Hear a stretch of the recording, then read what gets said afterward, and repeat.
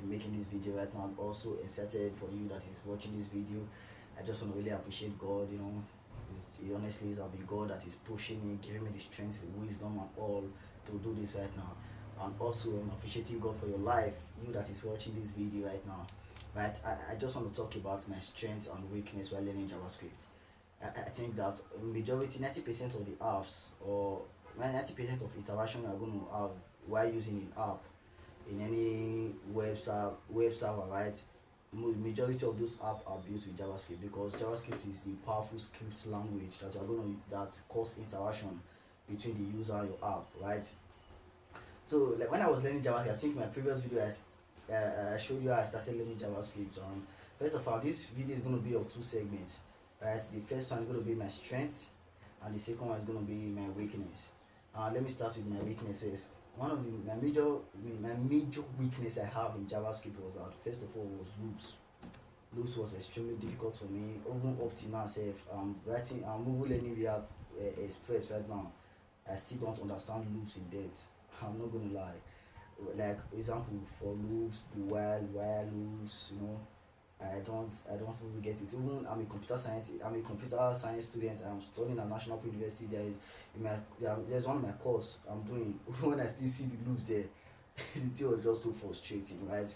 And that was one of my major weakness I have in JavaScript. And also another weakness I also struggle with, JavaScript is full of a lot of information. So what it means is that if you miss JavaScript for just one day, if you not code JavaScript or you not learn JavaScript for code one day, what you learned today, maybe you leave it, you learn something today, and you leave it tomorrow, next tomorrow you not go out to revise it, or that thing going to leave you for 1 week. You're going to be surprised. For example, now you learn functions, you learn objects, you learn array, you learn array method, push, pow, push, pop.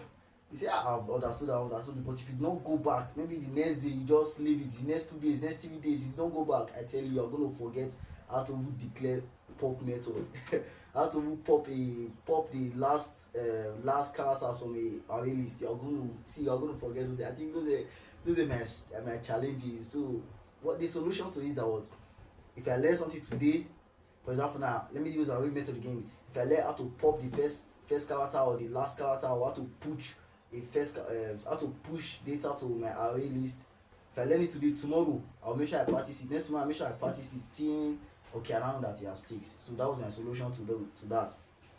Well, my strength in JavaScript was what I love in JavaScript. Number one was functions, because what the functions do in JavaScript, it contains a reusable logic code.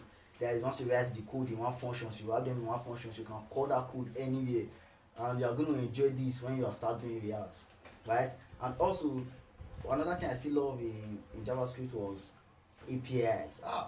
That is one of the major topic I love in JavaScript was APIs, application program interface. When you start fetching API from database, start mapping over those API, featuring those APIs, sorting over those API, calculating. You're gonna enjoy it, I tell you. I enjoy those stuff. And also, which other thing did I enjoy in JavaScript? Also, I enjoy objects, right? When you start destructuring objects, and my most loved topic, God, in JavaScript was if statements, that is conditionals. God.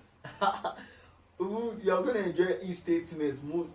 I love if statements. If statement, ternary operators, switch case. I don't understand switch case, but I understand normal if statements, if else statements, ternary operators.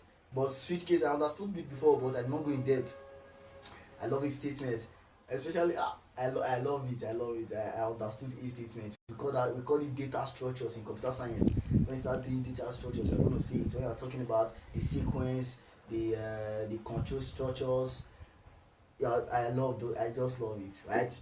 I hope you are just learning, right? And also, what is my other strength in JavaScript, or this other topic I love most in JavaScript?